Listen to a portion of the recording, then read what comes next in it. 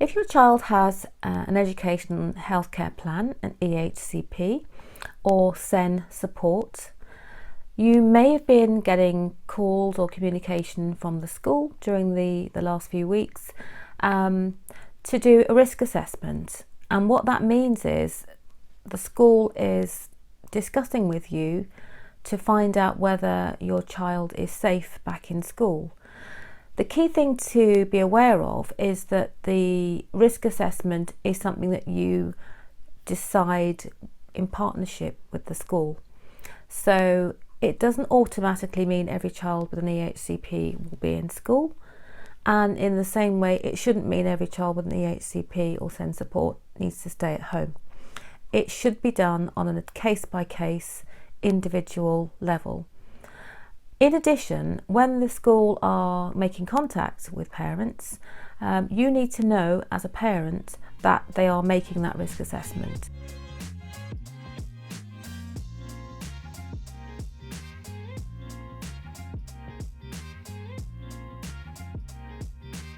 It isn't just a random phone call, and you need to be clear about what the outcomes of that call mean for you and your child's support at school in terms of their special educational needs, and also your child's safety and welfare in terms of the coronavirus.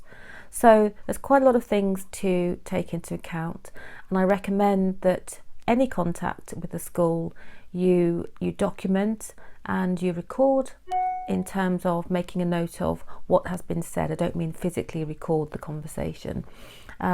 Record it so you write things down, and if you're not sure of anything, go back to the school, go back to the SENCO or the leadership and try and understand what that means. And the reason why this is really important is that during the summer holidays, some schools, we don't know, may be allowing some pupils into school, but if they're not, it's a very long time until September for your child not to know what's going on and not to understand whether they'll be going back to school or not, and not to understand whether they'll have the same learning support assistant, the same SENCO, the same support team in place, or even the same professional support in terms of occupational therapy or whatever they were having before. So try to get as much information as you can before the end of term. Teachers are pretty good at keeping you informed on the whole. So it may be that during the summer months that there is some contact with teachers via email. They have had a huge amount to deal with in the last few months.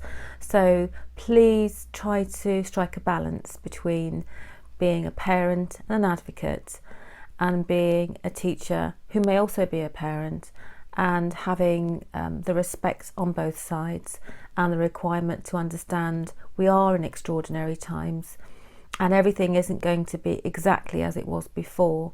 And I think between us, if we're collaborating successfully, we'll be able to come to an understanding that is fair for everyone, for all stakeholders, for the teacher, the parent and the child, whilst taking into account the additional needs of the child and the safety of the child.